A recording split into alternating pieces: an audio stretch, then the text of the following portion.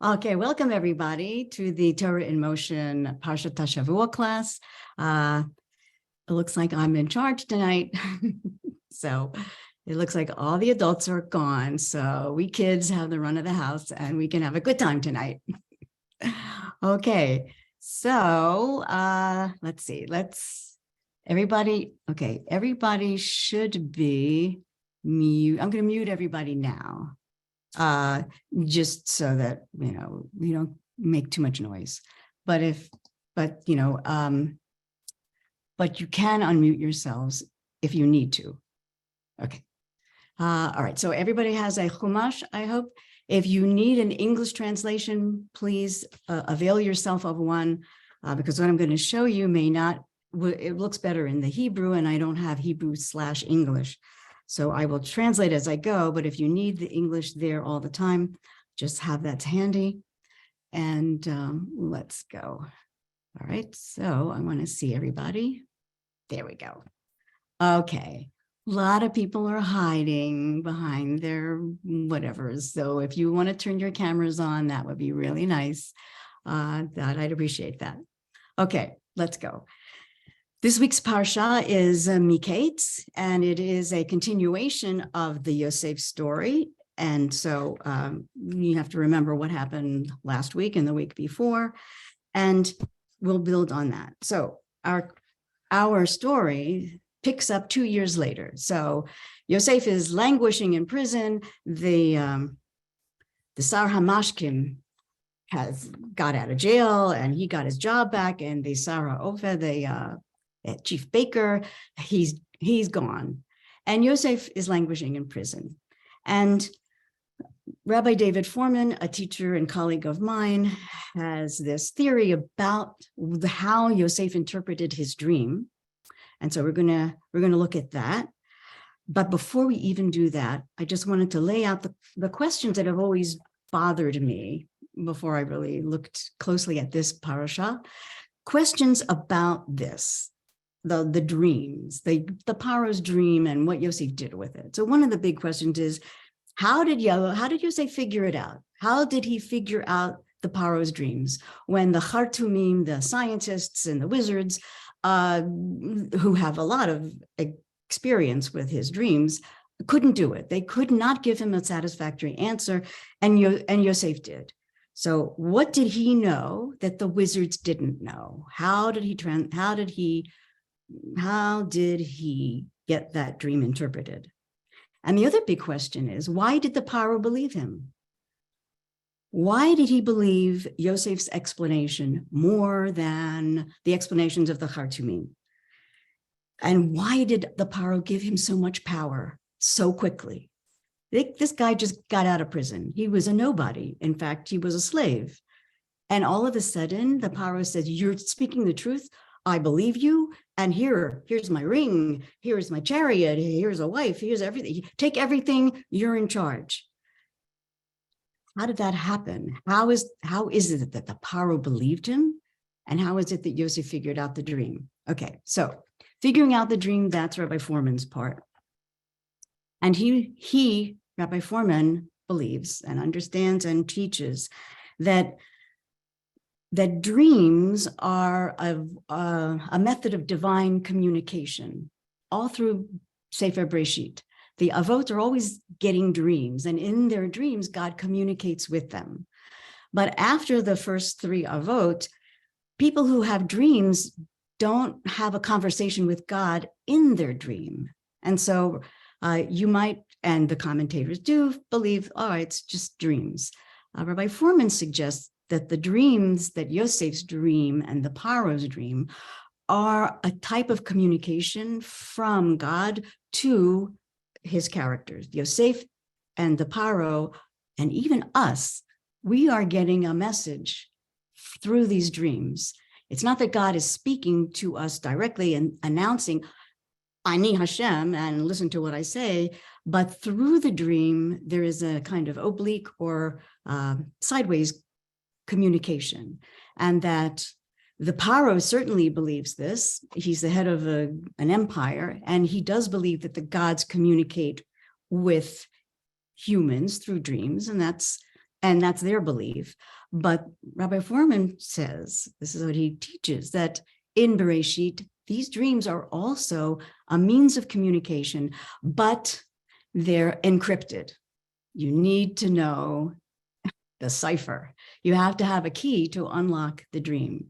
And Yosef gets a hold of the key to the dream from the dream. The Paro's dream is twofold. Remember, there are cows and then there are grain heads. So the Paro is dreaming about cows and grain. The cow part of the dream, Rabbi Foreman suggests, is directed at Yosef. In the cow part of the dream, Yosef will pick up the key to unlock the meaning of the dream. The grain part of the dream, that's directed at the Paro. That's talking about the economy of Egypt, and that's directed at him. But the cow part of the dream, that's Yosef's. That's going to key Yosef in. So he is going to use not only the Paro's dream, but he's also going to use his own dreams that he dreamed when he was younger, back earlier in Bereshit, in Vayeshev. That was back a while ago. The dreams that he didn't understand. He was dreaming about he and his brothers were gathering grain and making bundles, and he didn't understand that because they're not farmers. Why is he dreaming about something he doesn't do? And he begged his brothers to give him an answer, to explain it. They were so angry with him already that they interpreted the dream on the basis of their hatred for him. And they said, oh, you want to rule over us. And apparently, and as we see, as it works out, that wasn't what the dream was all about. Yosef wasn't dreaming about ruling over his brothers. He was dreaming about Egypt, and he didn't know it. The second dream, also, the brothers immediately jumped to the conclusion that he was trying to, rule over them. And even Yaakov misunderstood that dream and jumped to the same conclusion and got all upset. But Yosef didn't understand the dream. And he won't understand the dream until he stands before the Paro.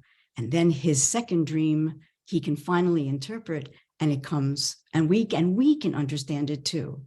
The second dream doesn't have anything to do with his mother and his father bowing down to him. It's bigger than that, but we have to look at it. So the Torah is constructed, as you know, in a way that makes clear to us what's going on in reality. In reality, the conversation between the Paro and Yosef is not in Hebrew, it's in Egyptian. The divine author, when he writes the Torah for us, he writes it in Hebrew, and he's translating the conversation into Hebrew. And he's using specific Hebrew words that have been used before. And if we are clever, and if we listen carefully and look carefully, we can pick up the clues that Yosef was picking up. And it's written in Hebrew, so we can do it because we don't understand Egyptian. And it's there forever because we are supposed to be able to read Hebrew thousands and thousands of years later. And if we look carefully, we'll pick up the clues in the same way that Yosef did. Although Yosef is listening to Egyptian, we're listening to the Hebrew. So how is it that Yosef figures out what the cows are and what the number 7 means? So I'm going to share my screen now so you can see what I'm doing. So I am in Bereshit chapter 41, that's MIketz, and you can follow along in the English if you need to. So let's get this going. So I'm going to share this. Okay. There's a lot of stuff here. Okay, you should be able to see this thing that says Paro dreams, Yosef understands. Good, everybody sees that. That's excellent. And is it big enough for everybody? Okay. Be a little bigger. A little bigger. Let's see what we can do here.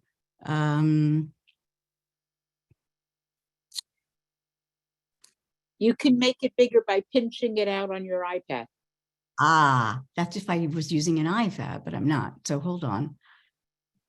To Zoom, yeah. No, each individual person on their own iPad. Oh, yeah. Thank you, Debbie. Yes, yes. You can all do it yourselves, really. But I could zoom. Oh, here it is. This is this thing. Can I make this? I should be able to make this whole thing bigger. All right. You guys can do it yourselves, right? Everybody can make it big enough. Yeah, it's fine. Okay, good. All right. So here we are. This is the beginning of the dream sequence. Remember now, the dream is going to be repeated. The first time of the dream is given to us is the divine author's version of the dream, which we assume is what Paro saw in the dream. Then the Paro is going to repeat the dream in his version, and the differences between the versions will also be a great source of information for us, the reader. Okay, so it starts out, this is the way the Parsha opens. 2 years have gone by, and Paro cholem. Paro's dreaming, vihine. And in a dream, things happen like bzz, all of a sudden. And that's the way things are in a dream. The scene shifts so quickly, and there's no real, there's no continuity in a dream. Things just happen, and then another thing happens. So the hine repeats here to emphasize the spontaneity and the kind of craziness of the dream. The hine, he's dreaming, vehine, and there, whoa, look, omeid al hayor. Someone is standing on the river. Who's standing on the river? I don't know, not yet.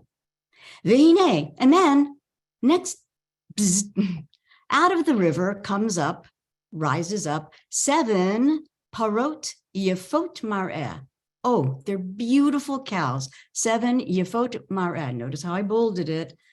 Little bells should start going off in your head about something or someone who has already been described in the Torah as Yefot Mar'eh in the Yosef story.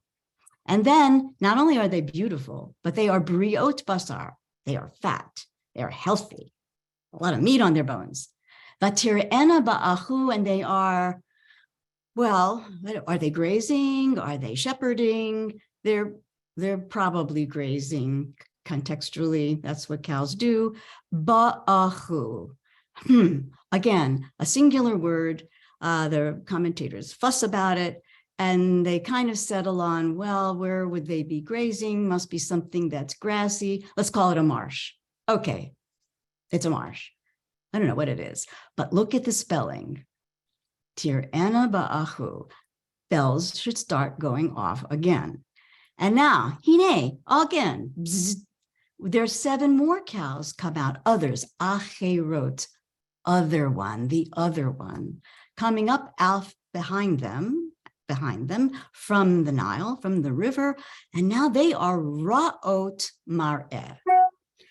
If the first cows were beautiful, and we want to distinguish that these cows are going to be very different, the opposite of beautiful is not bad or evil. It's ugly. The word should be ugly, but it's not. Okay, we need that word. We need the raw word. Okay, and they are dakot basar. Remember, the first ones were fat, bari. They were healthy and fat. These guys are dakot, skinny, thin.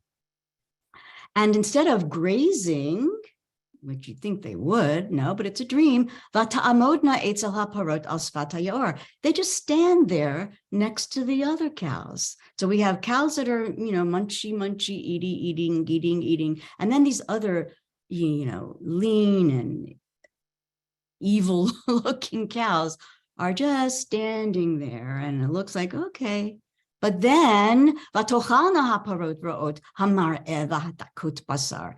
They eat these bad or evil or, bad looking and skinny cows, eat the 7 beautiful fat cows. This is a nightmare. Cows don't eat cows. To see cows eating cows is horrifying. And the Paro wakes up because that's what you want to do when you're in the middle of a nightmare. You want to wake up. And he does wake up. But then, he goes back to sleep and he dreams again. And now the whole scene shifts. Where is the paro? Are we still on the Nile? Are we near the water? Do we know? No, there's no mention of Nile, water, paro. It's just the paro doesn't seem to be, well, we don't even know if he was in the dream the first time, but we don't know where we are. That's the thing.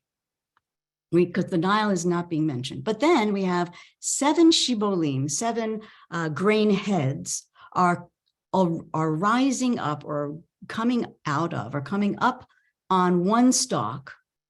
And they are buriot, they are fat, and tovot, they are full, they are complete. Tov has the meaning sometimes of complete. They are, ready to be harvested.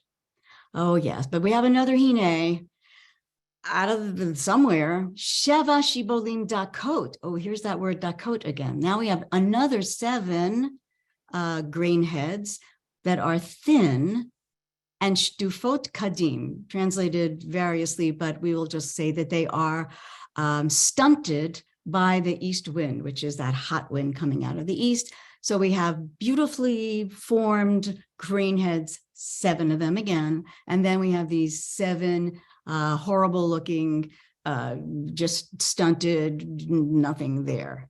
Tzomchot acharehen, but they're growing behind them. So do you think that there are 2 stalks with 7 grain heads each? Or is this one stalk with 14 grain heads?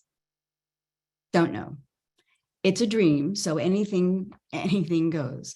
But then the nightmare begins again. Vativlana hashibolim hadakot, these 7 thin, blasted grain heads swallow the 7 fat, full, beautiful. No, they're not beautiful. They're just healthy, fat, and full, full of grain, the 7. Again, so these are plants swallowing plants. This sounds like Little Shop of Horrors.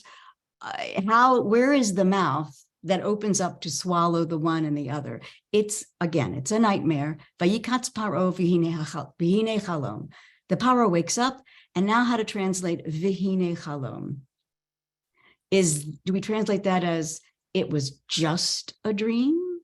Or do we translate it as, woo boy, this is a dream with a capital D. This is very, very significant. It could have national significance. The paro is dreaming something that's queer and strange and crazy, and he needs answers. Okay, so nobody can give him any answers. But the repetition of the dream is going to show us some things. So I'm going to run through the repetition because we'll never have time to do the whole thing. Okay, so now Yosef's brought in. He's pulled out of the pit of the dungeon that he was in, and he's cleaned up, he's shaved, he's showered, he's, new clean clothes. He's putting his best foot forward to come into the paro's throne room. And Rabbi Foreman suggests that Yosef sees this as the fulfillment of the prayers that he has been making these past 2 years. He didn't sit in the prison and just, do crossword puzzles. He was praying for help and hoping that maybe the Sar HaMashkim would say something or somebody would say something. Something has to happen. And then something happens.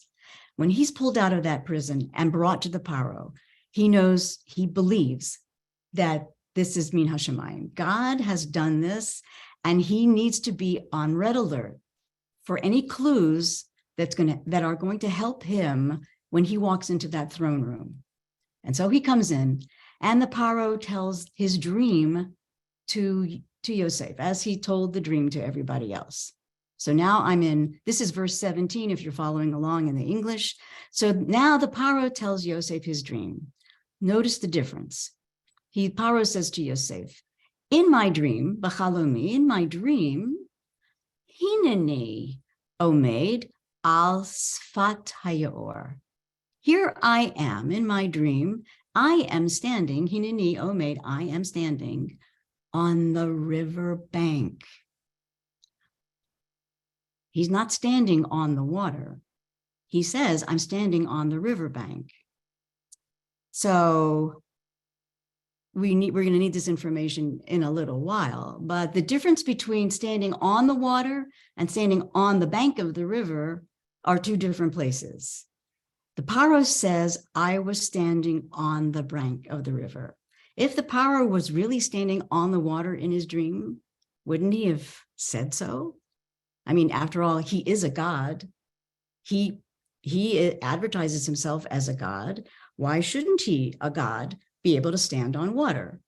When we first presented this to my Tanakh class 9 years ago, there was a chorus of who stands on water, and it was a god or someone who thinks that he's a god. That's the person that is the character who stands on water, who walks on the water. So the Paro, if he had been the Omed here in his dream, when we heard the dream for the first time, he would have said it because he thinks he's a god and he wants everyone to believe he was a god. Why shouldn't he say, and there I was standing on the water, standing on the river, like the god that I am, but he doesn't say that. He puts himself on the riverbank, like he doesn't want to identify himself with the one who is standing on the water. Okay. And then again, he repeats the dream that we're familiar with. 7 beautiful cows, briot basar, they're healthy, they're fat, and yefat toar. So do you see this? We have a yefat mar'eh and a yefat toar. If you didn't get it the first time, you definitely have to get it the second time. Who's being talked about in this dream? Who's in the dream? Who's being referenced in the dream that Paro doesn't know what he's talking about? But somebody who's listening to the dream, i.e. Yosef, can say, oh, I know who that is. That's Yosef. It's Yosef. Yosef is also, yes, I'm on the second page of these notes. Yosef is described as Yefei Toar and Vifei Mar'eh. And who else is described that way? Mommy, Rachel. Rachel. Yes, here she is. Rachel Haita Yefat Toar and Vifat Mar'eh. Yeah. So the Paro is just saying the cows were this and the cows are that. And Yosef, who is listening with every ounce of his brain, is saying, those cows are me and my mother. Oh, wait. And they're grazing ba'achu, or are they shepherding with their brothers? See the achu? It could be be'achiv, with his brothers. This is the story of my life. Yosef says, the Paro is talking about cows, but meanwhile, Yosef is saying, he's talking about my life, my old life back in Canaan. And there were beautiful cows coming out. And then there were these other cows, and they were ra'ot mar'eh, and they were dakot. Well, dakot doesn't help us right away, but when the Paro repeats the dream, that is when the divine author writes it again to give us more clues, The brothers.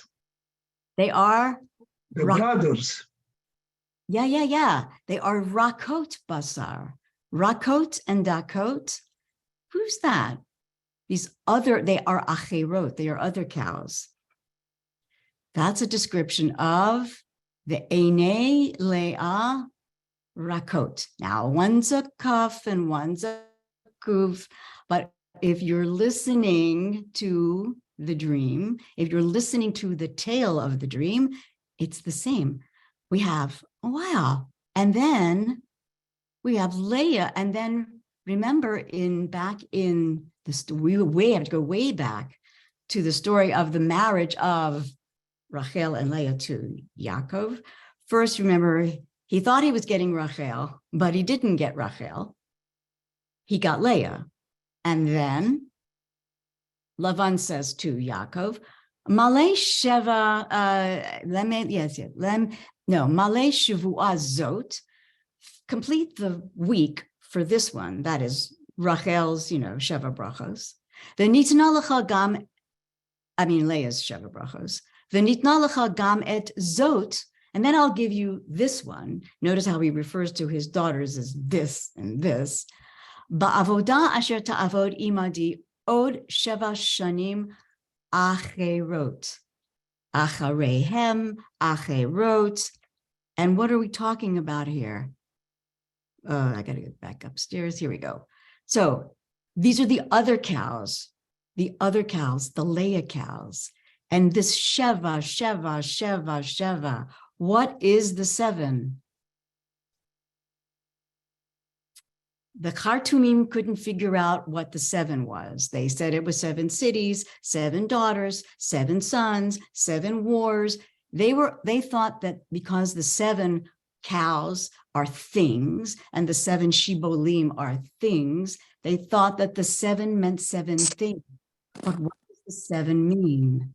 There were the Years. there were the 7 years that he served for each wife. Yes, exactly. That's it. The 7 is years. In fact, he said, you will work another 7 years. So now he's got the key. Something is going to happen for 7 years, and then another 7 years. 7 years, 7 years. Now, what about okay, we're on a roll here. But what about those 7 years and those 7 years? The first 7 years that Yaakov worked, thinking he was getting Rachel, they were kiyamim achadim. They just flew by. We could say that they were good years. He was working towards getting Rachel. But the second 7 years that he worked after that, those years were not good years.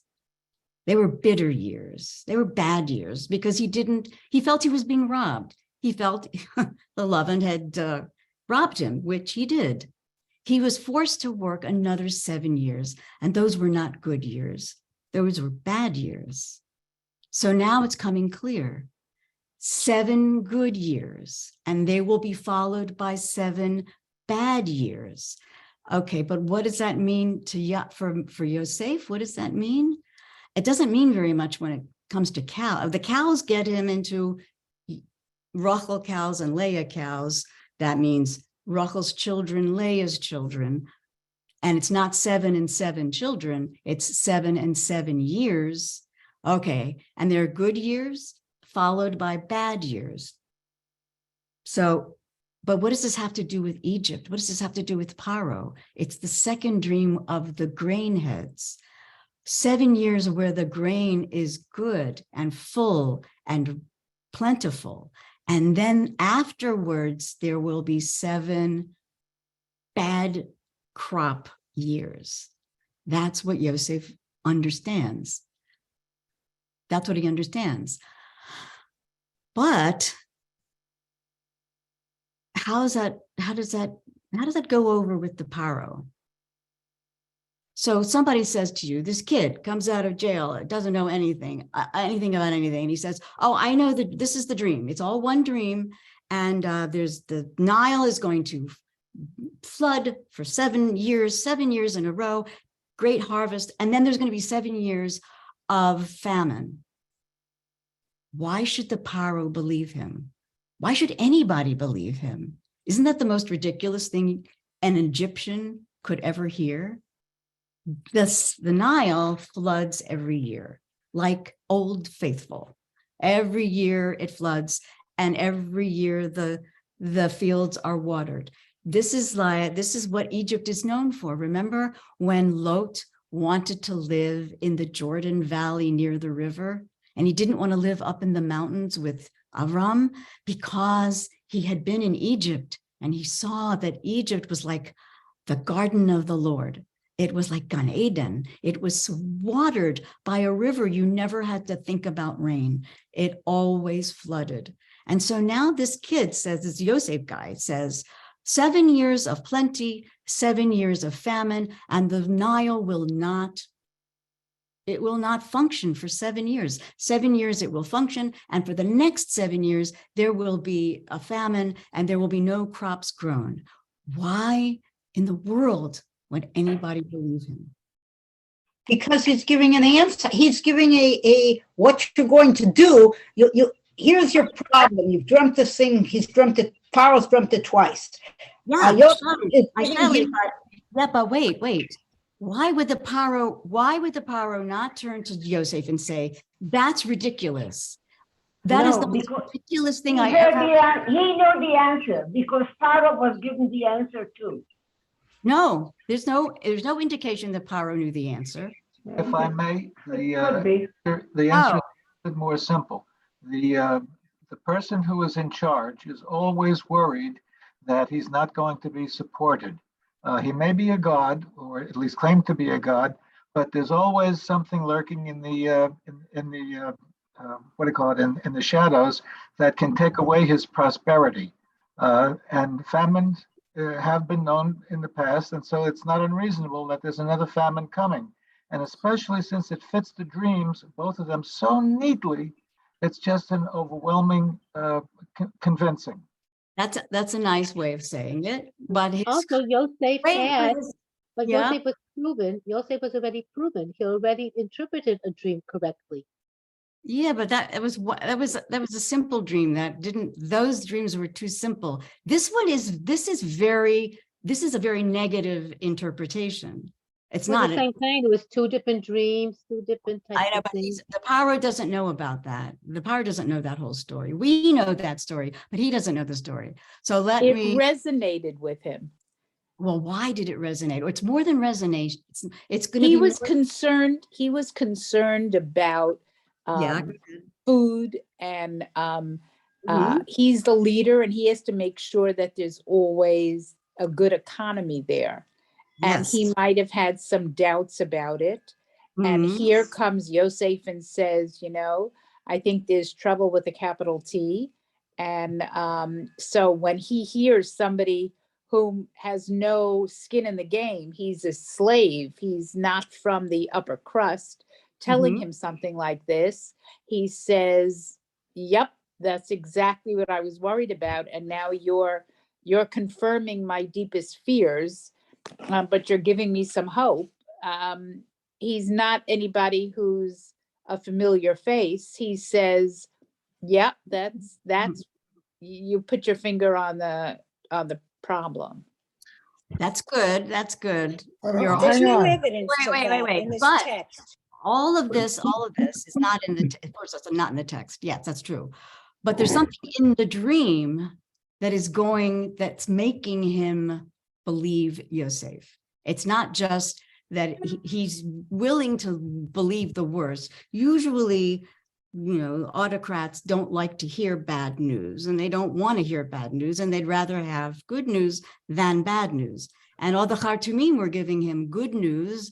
Somehow or other, he didn't like that. But this, he really, and immediately, he doesn't even question him. He says, oh my gosh, this is perfect. This is just right.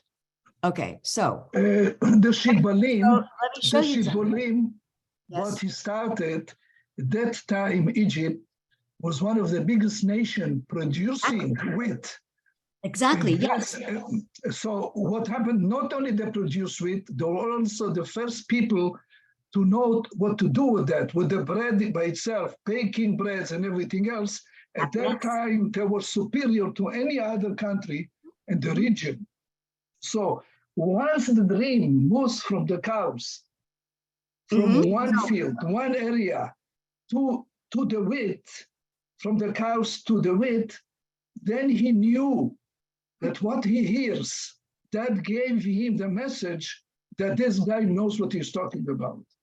Perhaps, although cows Thank don't you. mean the cows don't mean as much to the Paro as the wheat, as the grain, because their economy is agriculture and grain, not so much the cows, more that. But so now, wait, I told you to look at this. V'hinei omed al hayor.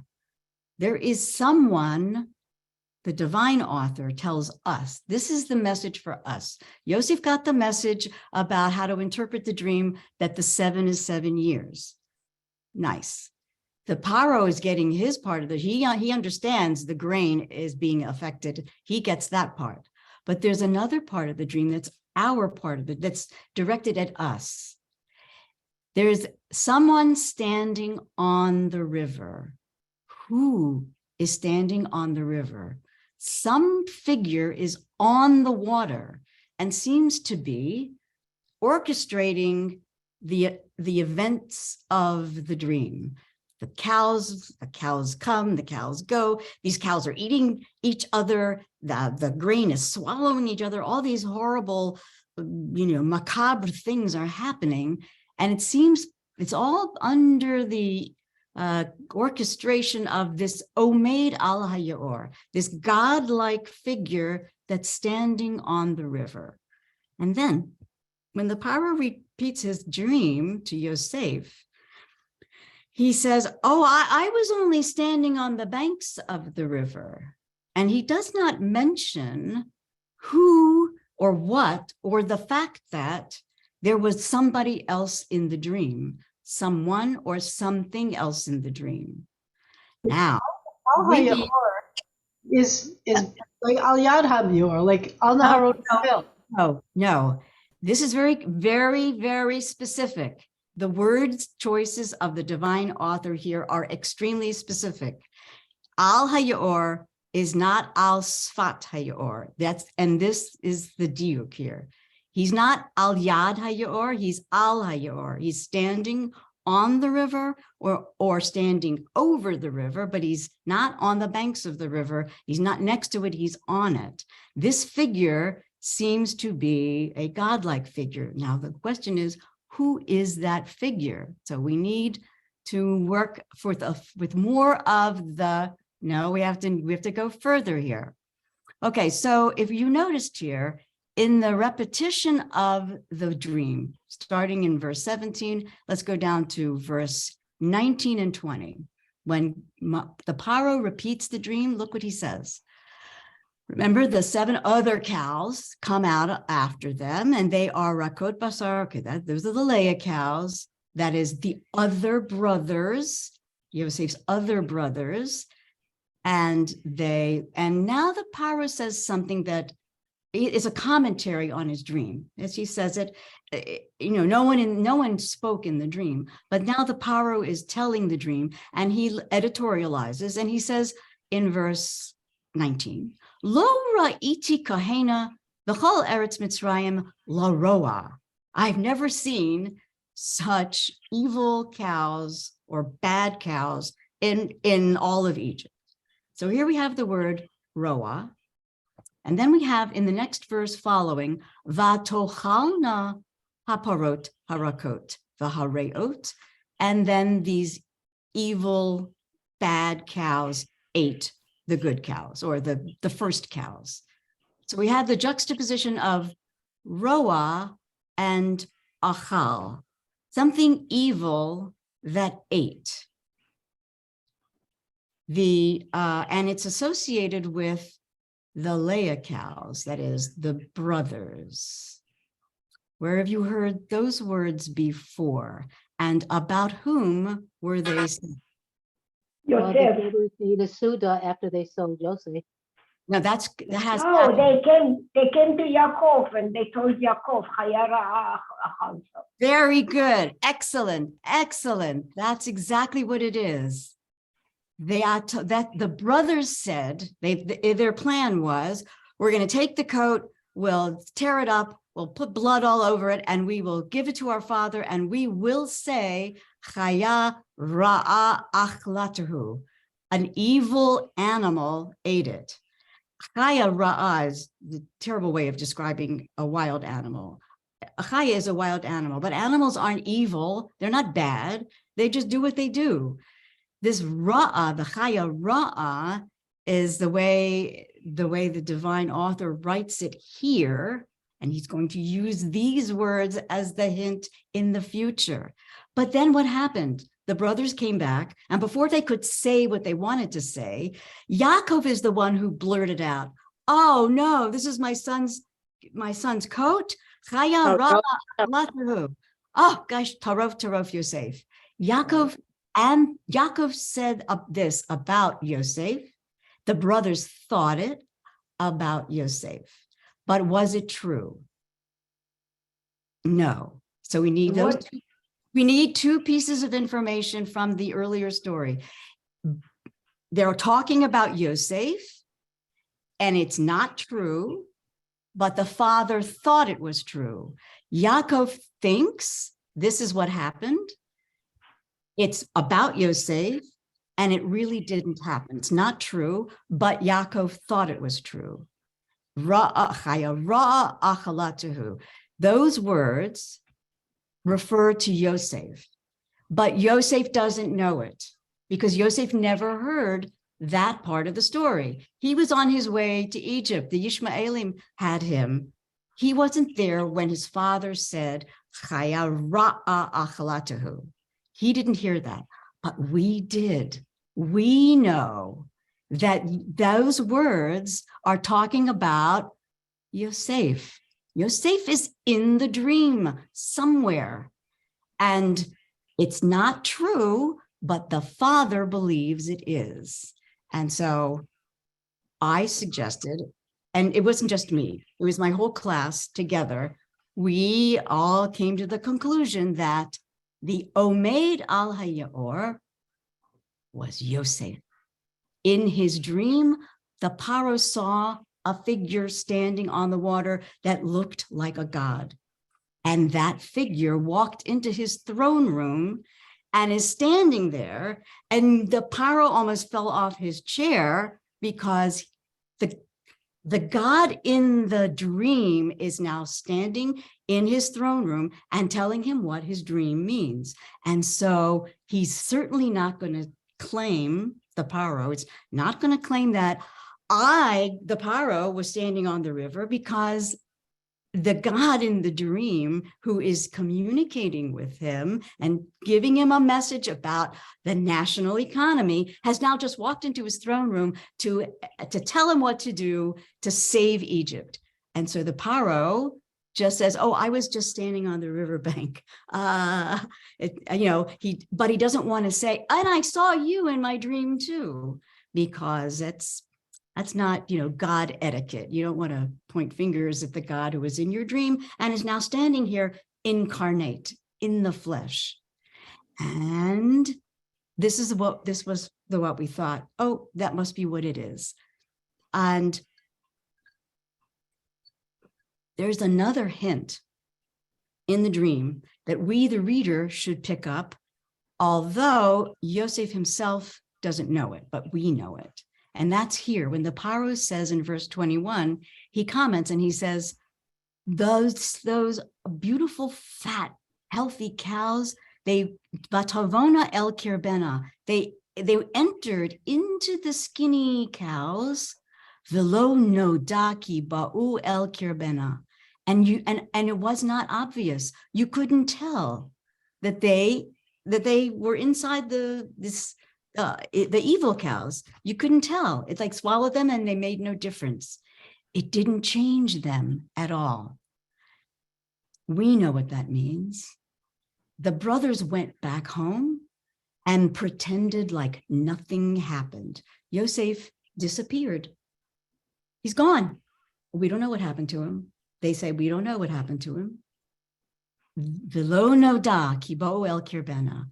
They swallowed him, and they claimed it made no effect on them. And all the years that their father grieved for Yosef, because they let him think he was dead, it didn't affect them. They had no effect on them. Lo noda ki bo el kirbena. They just let it ride. We know that. Yosef doesn't know that, and the Paro doesn't know that. But it's another clue that we are talking about, that Yosef he's somewhere in this dream. And I and my class, we propose that this Omeid is Yosef. Now, That was great. But it's just it's a hypothesis of mine. Yeah, great, Ruthie. Okay, do you have any other proof for that? I didn't have any other proof until I began to wonder about his name, the name that he gave him. Let me see. Do I have that on this sheet? No, but I can see here, just another little proof text here. Sofnat Yosef. Paneach. Sofnat Yeah, I'll get to that Paneach. in a second. Wait a minute, Chaim. So first, another support for this Yosef disappearing. And we know that that's what they're talking about. When somebody disappears and you can't find him or see him, that's the way the brothers spoke about Yosef back in the day. When Reuven returned to the pit, remember they were eating lunch and they had thrown him into the pit, and then the Canaanim came by and pulled him out of the pit and sold him to the Yishmaelim. He looked into the pit, v'hinei ein Yosef. There's no Yosef. And then he runs back to his brothers, because they're still sitting there eating lunch, and he says, the Yeled, the boy, einenu, he's not. He's like disappeared. And then later on, when they talk to the viceroy in Egypt, they don't know it's Yosef, and they foolishly blurt out their whole family history. Oh yeah, we used to be 12 brothers, but the little one's back home with our father, and the one, the ha'echad, einenu. He's not. He's the one who is disappeared, just like the beautiful cow, which he is, was swallowed, chewed up, eaten by the ugly cows, the brothers, and who knows where he is? No, he just disappeared. So that was just another, intertextuality to show that these are the descriptions of Yosef, and then in the dream. And then in the dream, it's Yosef. Okay, so then I started thinking about Tzafnat Paneach. Okay, everybody has something to say about what it means. So the question is Tzafnat Paneach, which is the name that the Paro gave to Yosef, thinking that he is a god. What else did the Paro give Yosef immediately? Not only did he accepted his interpretation, and then he said, and here's my ring, take my ring. You can have dominion over my house. You can have dominion over all of Egypt. Nobody will lift a finger or a foot unless you say so. You have complete control. He's giving the god everything, because he should, because this is the god of the Nile. If the god who stood over the Nile says the Nile is going to flood for 7 years, and then it's not going to flood for 7 years, he's the only one who has the power over the Nile. If he says it's going to happen, it's going to happen. And I have to do everything he says. And what does the Paro say? I don't have it on the sheet. But remember when Yosef, our Yosef, says, oh, you should find someone who is wise and knowledgeable to take care of all of this. And what does the Paro immediately say? Who could possibly be wiser than you? He thinks he's talking to the god of the Nile. Of course, he's going to say, we can't find anybody more wise than you. Brackets, oh god of the Nile. And so, yes. And then he gives him a wife, the daughter of the Kohen of On, Asenat. And that is the pronunciation. It is Asenat because it's an Egyptian name. And Nat is the name of a god, and the S sound belongs to. She belongs to the god. She's a priestess, the daughter of a priest. What more fitting wife could there be for a god who has come to live among us? So all of these things now fit in. But why does he call him Tzafnat Paneach? So is it Hebrew?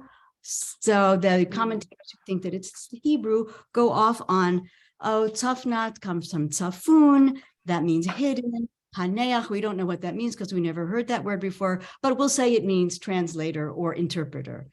Tzafnat Paneach, the one who interprets the things that are hidden, lovely. But it's not a Hebrew name, it's an Egyptian name. So is it Egyptian, or is it transliterated Egyptian into Hebrew? That's more like it. It's a Hebrew speaking ear transliterating Egyptian. So it's Egyptian transliterated with Hebrew letters, and it's not going to fit perfectly, but pretty much so. And why would the divine author write his name in Egyptian in the Torah?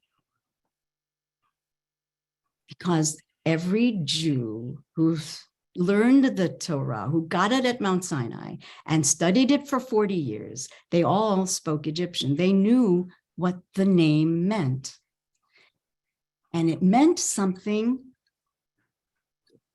that had nothing to do with grain or interpreting dreams. It had to do with what or who the Paro thought he was. And I couldn't put it together. Aryeh Kaplan came pretty close, but then no cigar. Okay, so Aryeh Kaplan in his Living Torah, and you can find this on page 207 of the Living Torah of Aryeh Kaplan's Living Torah, in a footnote to this pasuk about, and he called him Tzafnat Paneach. He acknowledges that it's an Egyptian name, and he parsed it out. He even found the Egyptian hieroglyphs that match the name, and he translated it fairly well.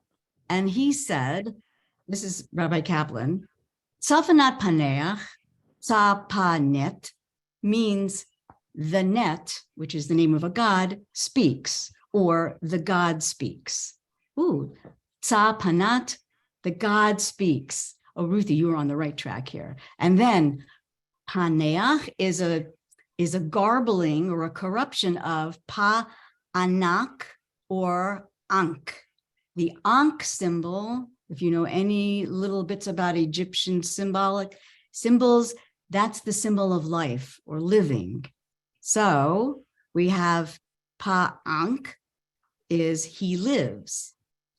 And look how close Rabbi Kaplan got. But he said, so he suggests that the Pa-ankh, which is Paneach, could mean Lord of life, or Neth speaks life, or, and this is his third suggestion, and when I saw it, my head exploded, the God speaks, and now he put in brackets, the man lives. But there's a better translation, the God speaks and he lives. That's why he called him, in Egyptian, Tzapanat Pe'ankh. The God I saw in the dream. You are the God of the dream. You are the God who is incarnate. You are speaking and living.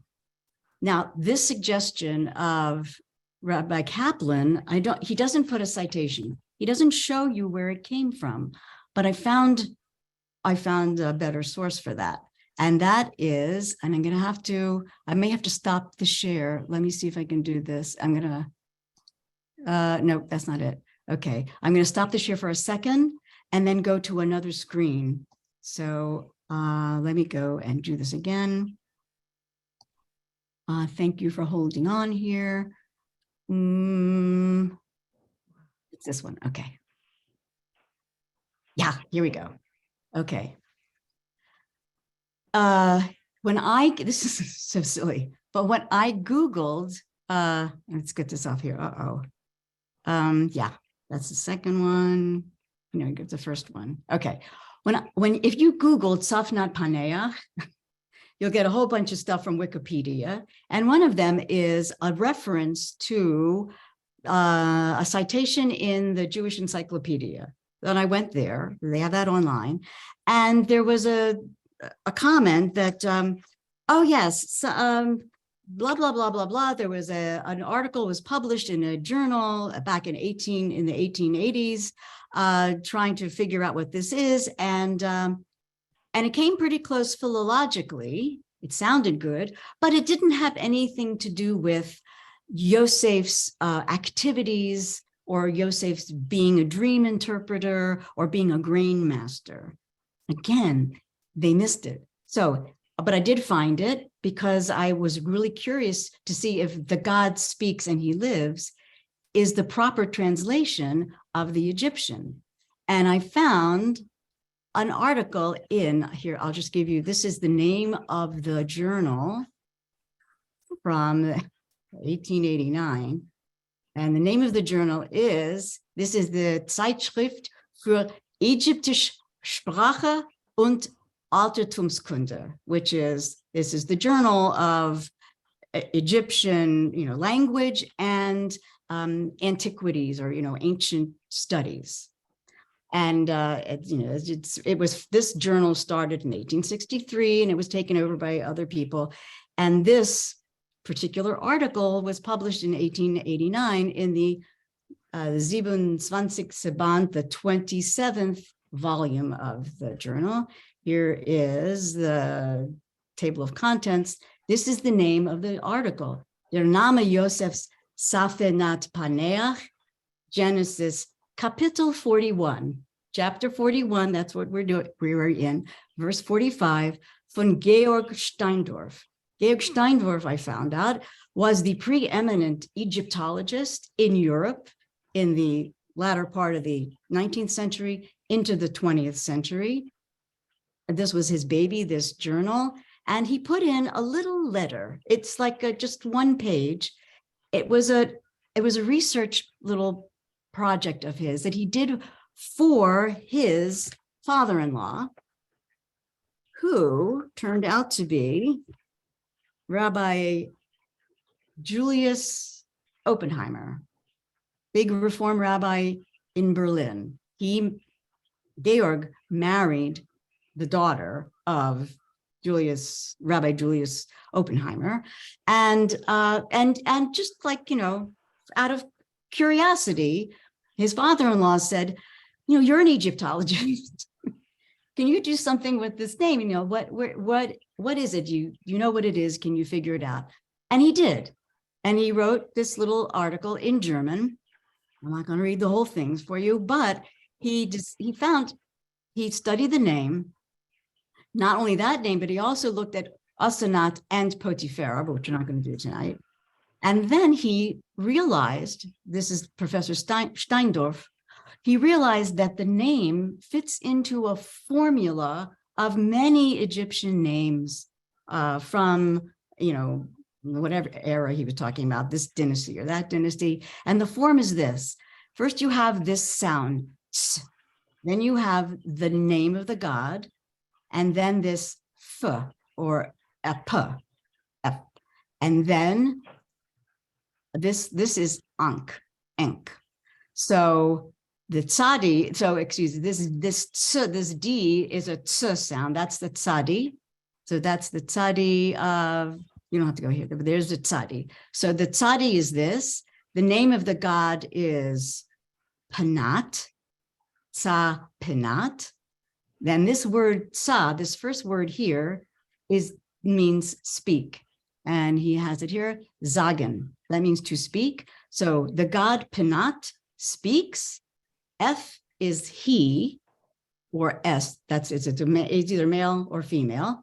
And this word is the Ankh word, Ankh, which is the symbol of life. It looks like a mirror, a handheld mirror. It looks like the symbol for female, but it's the Ankh, which is this name here. So it's Tza Penat, and the Ep, this F is the P, or the P of Paneach or Pa'ank. These little symbols here, these are the hieroglyphs of Penut or Penat, the name of the god. And this symbol right here, the seated figure, that indicates that it's a god. And so he translated it. He translates this Egyptian into German, and he says it's very clear. And he said, it's the easiest thing in the world. And he translates it as right here. Oh, does he do it? I'm going to show it to you in the German. Yeah, here it is. This is the second half of the page. Let me just move it over a little bit for me. And he says it means, this is the translation into German of the Egyptian. Es spricht der Gott und lebt. Der Gott, the God speaks it or speaks and he lives. That's Tzafnat Paneach. So he saw Yosef in his dream. Yosef walks into his throne room and he says, anything you want, anything you say, that God speaks and he lives. That's the name he gave him. And all of Egypt understood the name. And that's where Yosef gets his power, because he's been identified by the Paro as a demigod, a god walking among us. And therefore, everything happens to him. Now, just to tie up a little bit of a loose end here, what about that second dream that I said didn't have anything to do with his mother and his father, but now Yosef understands it? What are numbers and things in dreams? Are they people? Or are they years? Time. How many things were in the second dream? The sun, the moon, and 11 stars? 13. 13 years. In 13 years, Yosef is going to be made into a god who can stand in the cosmos and challenge, if he wanted to, Ra, the sun god, the moon god, and the constellations, the other constellations that make up, the zodiac, because the Paro said, you are one of the gods, and he will have power over Egypt as if he were a god. So the second dream is Yosef dreaming about, he doesn't know it, but that's the dream come true, not because his father and mother are going to bow down to him, but all of Egypt will bow down to him. So things are not things, they are years. He only understands that dream of long ago, that the things in the dream, just count them. It's 13 things. And those 13 things are 13 years. And in 13 years, he will be put up in the cosmos as one of the gods. So that's my story. Great story. Thank you so much. Okay, so we're out of time, but mommy and daddy are not here, so you can ask questions or make comments. How do you fit in the next parak? I think it's 42, around 8 or 9, when the brothers come and he soon as he remembers his dreams. That's So right. how are you gonna... Right, and he remembers his dreams. That these are the evil cows who swallowed me alive and tried to make me disappear. And here I am. I'm here. But what about my brother? What about Binyamin? Did they make him disappear like they made me disappear? That's when he starts the next plan. I have to get Binyamin away from them because they didn't bring Binyamin with them. Is that because they disappeared him? Did they swallow him like they swallowed me? So he needs to find out where Binyamin is and who he is and what happened to him. And then he has this whole machination of getting him down. And Rav Yoel ben Nun believes that Yosef wanted to get Binyamin away from the brothers, and he was just going to start a new nation, the Bnei Rachel. It was just going to be me and Binyamin. We'll make our own nation. We will be Ovdei Hashem, and we'll have nothing to do with those evil cows. So, everybody's so quiet. Thank you. It was great. What do you get the 13 years? What do you get the 13 years from the dream until when he was a Cosmo? You said 13. it's 13 years from when Yosef had the dream. 13. 13. Right, right. Yeah, he was So- 17 when the story starts. He's 17. He's 17 when he had the dream? Well, let's assume that. You know, we have only one date point. He's 17 years old. He's shepherding with his brothers. He has dreams. So we assume he's within that 17th year. 13 years later, how old is he? 30. 30. And what does it say right there? Steht beferish in the Torah. He was 30 years old when he came to stand before the Paro. That's Later, when he sees the brothers, he doesn't let the Egyptians see him cry because gods don't cry.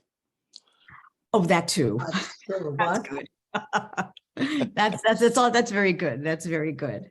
Okay. So maybe that's why also like they say, the women's wanted to catch a glimpse of him because he Oh, was a god. sure. They wanted to catch Yeah. a glimpse of a god, not just because he was so good looking, but just because they wanted to Oh. catch a glimpse of a god. Please, he's also good looking. When you say that the brothers just acted like he just disappeared and they didn't care, that's not really true about Yehuda, is he? It's because we get the story of how he goes down. He either feels horrible about what happened, or the brothers feel bad about what happened when they see their father and they blame it on him. So in a sense, there's going to be two protagonists when the brothers show up in Egypt. It's going to be Yosef and it's going to be Yehuda. I think that's why the story of Yehuda is in there. Yehuda, the Vayered Yehuda, we don't really know what that's midrashic. That's a suggestion of Vayered. Maybe he left all of them. He left the family. He had things to work out. And thank God he had Tamar to pull him back in and show him, how to be a man. But so when it started, when they all came, Yehuda's the one who said, "Oh, ma betzaki naro getachinu." Oh, why should we kill him? What good will that be to kill him? After all, he is our brother. Of course, selling your brother, that's okay. Come on. Yehuda So was. Reuben did seem to care. Reuben came back to get him. Reuben, he seemed to care. Yes, Reuven did, but Yosef doesn't know that. Remember, that's something Yosef doesn't know, because Yosef was gone by the time Reuven got back to the pit. So all Yosef knows is the brothers, the Leah children had it in for him. He didn't know anything about Reuven speaking up for him because he wasn't there. We know it, but he doesn't know it. So you have to remember, when you look at the dream and the way the dreams, Paro's dreams are presented, you have to remember who God is giving us hints and messages. So there's something like, I always get a little shiver of like, wow, God is speaking to us. He's speaking to me. He's giving me hints. And if I can figure it out, I did it. Or not me, but anyone who reads and finds the clues that God has planted in the story so that you can figure it out. And then you have to piece it all together. The one thing that God couldn't control for is that we would have forgotten Egyptian, but so we wouldn't catch it that way. But also, someone somewhere is going to figure it out and say, "Oh, Tzafanat Paneach is corrupt, is a bad transliteration into Hebrew of Egyptian." But that happens in any language. When you try to speak another language and you don't speak it well, it comes out really bad when you say it, and no one can understand you. And you're trying to speak another language, but that happens because your pronunciation is wrong and you're not quite saying it right. So you can either say merci beaucoup, or you can say merci beaucoup. And that's the same thing with the Egyptian name. When it's transliterated into Hebrew, it gets a little, as my father would say, chotched up. Excellent class. One question. When is your next class? Yes. Excellent. Thank you very much. Thank you very much. Shabbat Shalom, Chodesh Tov. Shalom. And Okay. Happy Hanukkah. Chorov Thank Tov. you. It was so Thank you very, fascinating. very much. Happy Hanukkah. Thank you, Ruthie. Thank you. Thank you. Enlightening as ever. Thank you. Okay, and one last thing, even though Yosef is called to God, he knows that he's not. He knows that there is one God and he is the Eved of the one God. And that's why he is Yosef HaTzadik, because he never lets it go to his head. With all the glamour and all the power, he's still Yosef HaTzadik. But Okay. thank you. Thank you. Thank you. Okay. Thank you. Thank you, everybody. Thank you. Thank you for coming. Thank you. Very good. Thank you very much. Have a good Shabbos. Good Shabbat Chodesh. Shalom. Chorov Tov. Chag Sameach.